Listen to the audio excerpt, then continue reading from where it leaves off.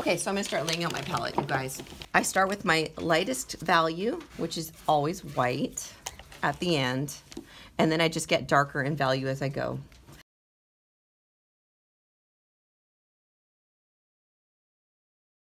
And I've got this blank canvas. The next step is to mess it up and to destroy my drawing a little bit.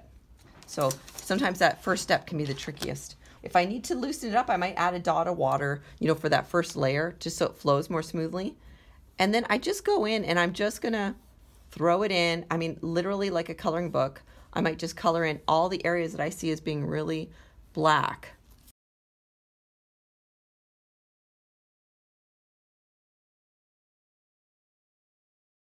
And then I'm just gonna paint over the dark areas of the door.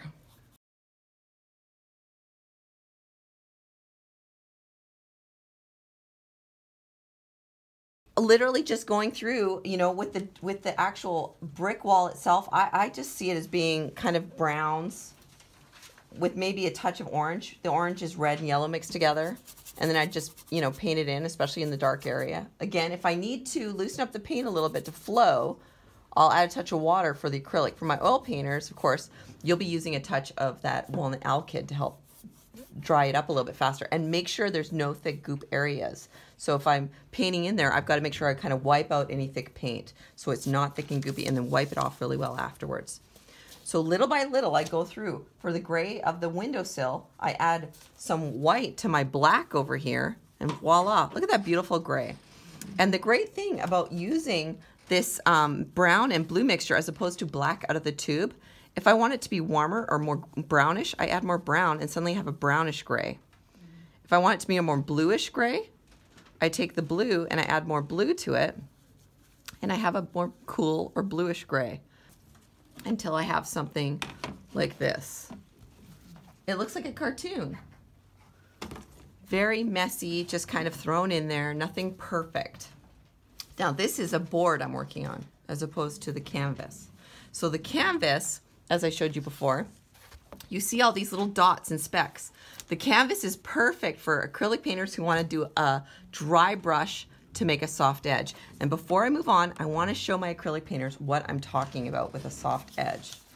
So a soft edge, let's say I have a big area of dark and I want to transition and have it be dark at the bottom and lighter at the top. What I do is I'll paint my dark down first, bigger than I want it to be, covering up a bunch of the area of light. So if I wanted to take this lighter value of gray and dry brush it, so my oil painters, you could just paint it like this. Take a soft brush and blur the line. Ah, beautiful, easy. My acrylic painters, we don't have that luxury because acrylic dries so darn fast. So instead what I do is I'll paint it right up to the dark, and then I make sure I kind of wipe off my brush a little bit so that I make sure it's just fully coated. And the best way to fully coat it is to push and wiggle it in the mix of color. When I push, the bristles open up, they splay, that traps pigment inside. And I just kind of wiggle it. And then I just kind of wipe off any thick, gunky areas. So if you look at the brush, you can see it's pretty clean. Gosh, look at that nice flat edge. And this brush has been used a lot. Then I can just go in gently, softly, feather from dark to light. And what happens is, there's hardly anything on the brush, so I've got to do it a few times. Maybe go back in and add a little bit more. And what happens is, there's just a trace amount of pigment left in that brush that sits on the top bristles, and it makes it look like it's got a gradation from gray to black. Don't ever try and paint every single brick unless you're a hyper-realist and you want to pull your hair out. It almost never looks right. When I see people painting every brick, it always looks stiff and wrong. Almost always. So just subtly put in the shape. Squint your eyes and look at it. Maybe when you squint your eyes, you'll see like jaggedy patterns in it. Paint that jaggedy pattern. Look at the shape, not the object. Don't paint a brick. Paint what shapes a bunch of those bricks are making instead. For my oil painters, you have to paint thick. But for my acrylic painters, I can paint thin. So I can wipe off my brush a little bit and get a little thinner and start off a little bit more gentle. So I can literally just go in and look at this width of the brush is kind of perfect for making these lines in the door. I could go up and just start making a bunch of lines to make it look like they're those slats in the door. And then I can get thicker with the paint where I need to, where I want to.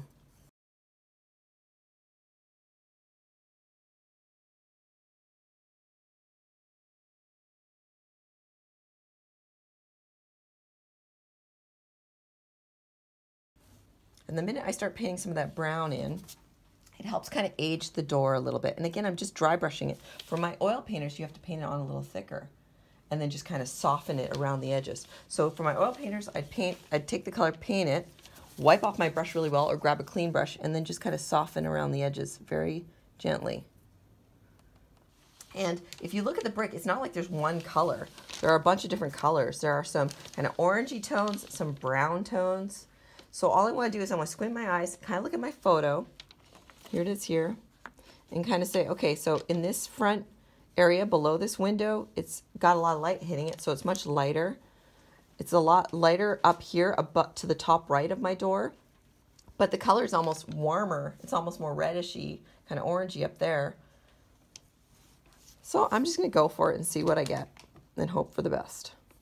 I'm going to start by lightening up this area a little bit underneath the window. If I want to add some kind of different tones, like maybe I'm going to pink up a couple of bricks. Like I could just paint kind of a couple of shapes with a bit of a pinky tone that maybe represent brick.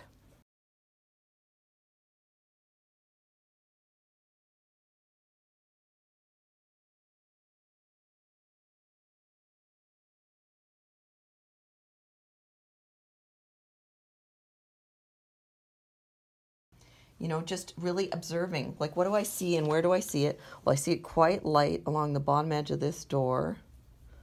And I'm going to dry brush because I can, because I'm acrylic right now.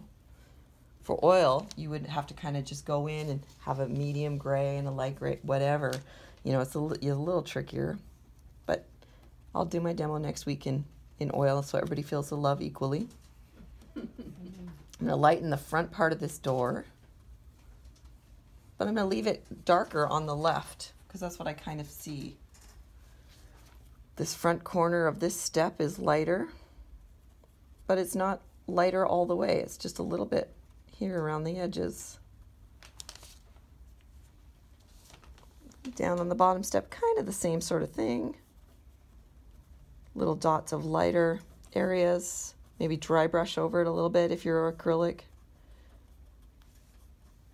Mess it up a little bit with a messy brush, just dab and dot if you see it and you want it to be that way.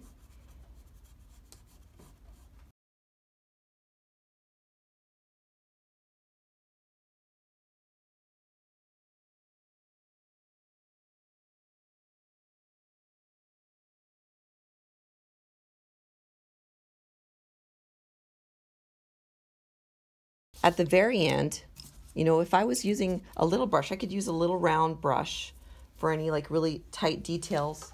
Or you can just use, you know, your big round brush. If it's a newer brush, it'll make the exact same mark as a tiny little brush. Because that point can get really thin, you know, especially once it gets wet, or you just kind of shape it into that little point for things like that door knocker.